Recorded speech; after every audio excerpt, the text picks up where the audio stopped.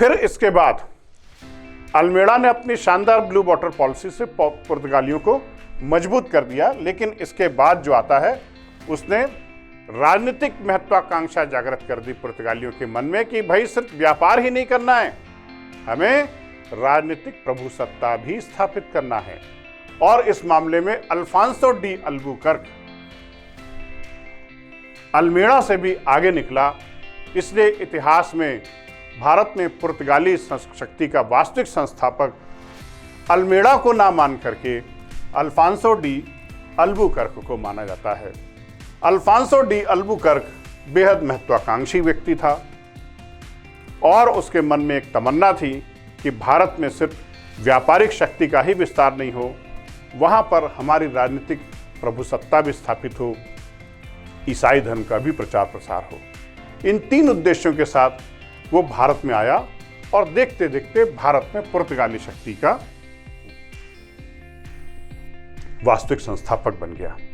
क्या क्या किया इसने भारत के बीजापुर के बहुत सारे शासकों को हराया, गोवा को भी स्थापित किया, सब कुछ किया, मगर एक हिंदुस्तानी शासक के आगे इसने घुटने भी टेके। मैं आपको बता दूं, वो हिंदुस्तानी शासक थे विजयनगर डायनेस्टी के महान राजा कृष्णदेवराय।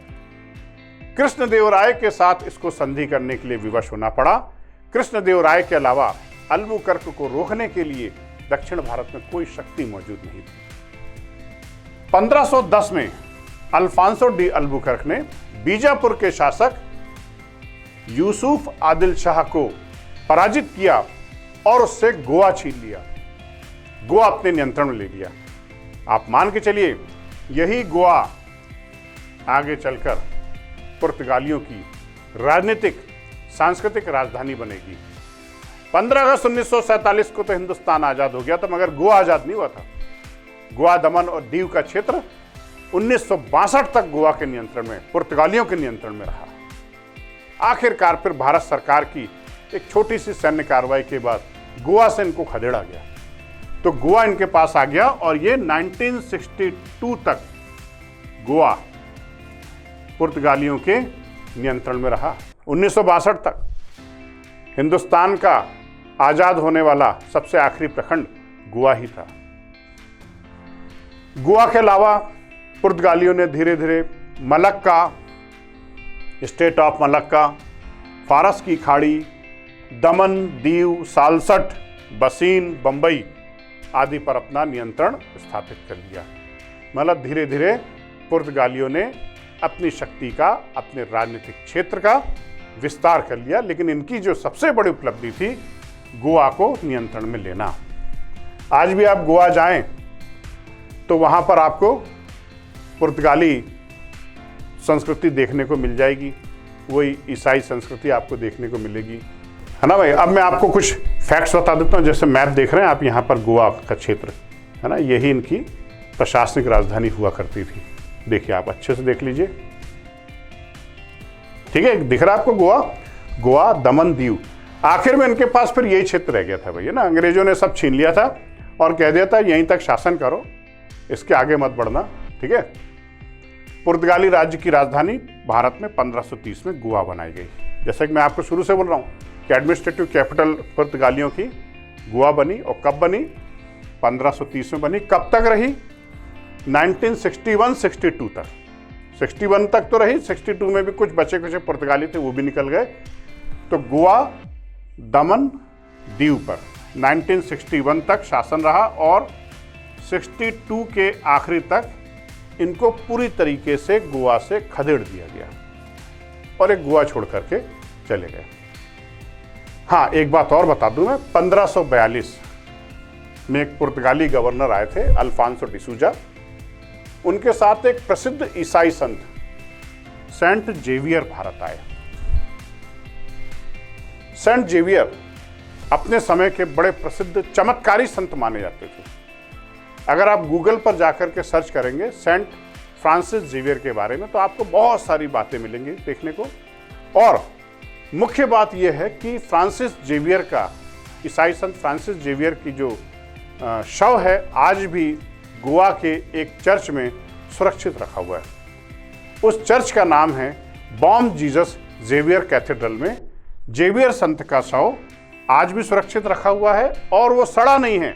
मुख्य बात यह है, कब की बात है, 1542 की। आज तक वो शव सड़ा नहीं है। ये पूरी दुनिया के लिए चमत्कार का विषय है। उसका कोई केमिकल ट्रीटमेंट नहीं किया गया है। वो शव एज इट इज था, सिकुड़ता गया है। आज उसको एक कांच के कॉफिन में रखा गया है और ईसाई फेस्टिवल पर जनता के दर्शन के लिए उसे निकाला जाता है। तो इनका शव आज भी सुरक्षित रखा हुआ है। और ये क्वेश्चन कंबाइंड डिफेंस सर्विसेज में एक बार पूछा गया था, बॉम जीसस जेवियर कैथेड्रल कहाँ स्थित है, तो वो गोवा के पणजी में स्थित है और पणजी की एक चर्च का नाम है, उसी के भीतर इनका शव अभी तक सुरक्षित रखा हुआ है। अब प्रश्न उठता है कि पुर्तगालियों ने भारत को क्या दिया। भाई देखिए, जो भी विदेशी शक्तियां आती हैं वो कुछ ना कुछ तो दे करके जाती हैं। पुर्तगालियों ने भारत को क्या दिया? तंबाकू की खेती करना सिखाया इन्होंने। टोबैको कल्टीवेशन पुर्तगालियों की देन है। पुर्तगाल में व्यापक स्तर पर तंबाकू का सेवन किया जाता है, तो अपने लिए तंबाकू की खेती हिंदुस्तान लेकर के आए। जहाज निर्माण की कला हमने पुर्तगालियों से सीखी। हमारे पास भी जहाज थे। चोला डायनेस्टी का एक किंग था राजेंद्र चोल, उसके पास विशालकाय जहाज हुआ करते थे। लेकिन समुद्री यात्रा के अनुकूल विशाल जहाजों के निर्माण की कला पुर्तगालियों ने हमें सिखाई। प्रिंटिंग प्रेस, भाई प्रिंटिंग प्रेस का आविष्कार तो जर्मनी में जॉन गुटेनबर्ग ने किया था, लेकिन जर्मनी के नज़दीक होने के कारण जर्मनी से ये कला पुर्तगाल पहुंची और पुर्तगाली इस कला को हिंदुस्तान लेकर के आए। और हिंदुस्तान में उन्होंने प्रिंटिंग प्रेस, टंकण कला जिसको बोलते हैं, इसके माध्यम से पहली जो पुस्तक छापी थी वो बाइबल थी। तो इन्होंने हमें तंबाकू की खेती सिखाई, जहाज निर्माण कला सिखाई, प्रिंटिंग प्रेस सिखाई। प्रिंटिंग प्रेस का बहुत योगदान है हिंदुस्तान की आज़ादी में, आपको बता दूं, बहुत योगदान है।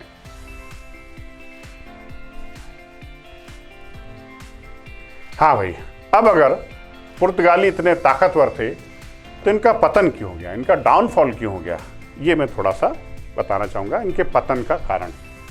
देखिए, यहाँ पर पतन के बहुत सारे कारण लिखे हैं। मैं एक एक कारण की समीक्षा करूँगा। मैं अपने नज़रिए से आपको इनके पतन का मुख्य कारण बताना चाहता हूँ। पुर्तगाली धार्मिक रूप से बड़े असहिष्णु थे, रिलीजियस रूप में असहिष्णु थे। ये कट्टर कैथोलिक ईसाई थे और हिंदुस्तान ये आए थे, उनके कारणों में एक ईसाई धर्म का प्रचार प्रसार भी था। हिंदुस्तानियों को कोई दिक्कत नहीं भाई, हिंदुस्तान तो हमेशा नए धर्मों का, नई संस्कृति का स्वागत करता है। किसी संस्कृति के साथ सामंजस्य बिठाने में भारतीयों को कभी कोई दिक्कत नहीं हुई। लेकिन यहाँ पर इन्होंने धार्मिक रूप से असहिष्णुता का परिचय दिया, विशेषकर मुस्लिम शासकों के विरुद्ध, मुसलमान प्रजा के विरुद्ध। बीजापुर के शासक मुस्लिम प्रजा काफ़ी थी, मुस्लिम डायनेस्टीज थी वहाँ पर। पुर्तगालियों का व्यवहार मुस्लिम नवाबों के विरुद्ध, मुस्लिम प्रजा के विरुद्ध बड़ा खराब था और इसी भावना ने उन्हें अलोकप्रिय कर दिया और भारत से उनकी सत्ता उखड़ गई। तो यहाँ पर भी देखिए, पहला कारण लिखा हुआ है, पुर्तगालियों की धार्मिक असहिष्णुता की नीति, ये सबसे मेजर कारण है। विद्यार्थियों ध्यान रखना इस बात का ना।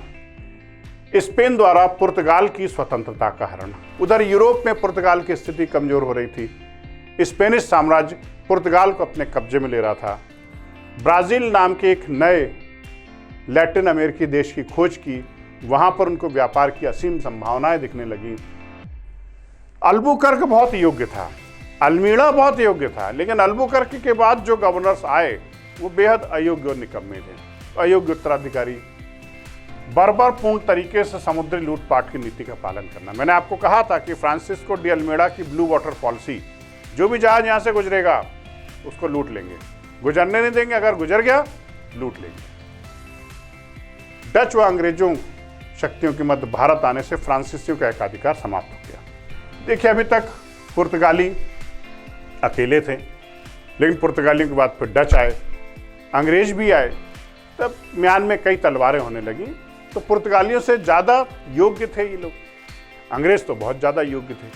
तो इनकी उपस्थिति में पुर्तगालियों की जो ट्रेड मोनोपोली थी वो धीरे धीरे समाप्त होने लगी।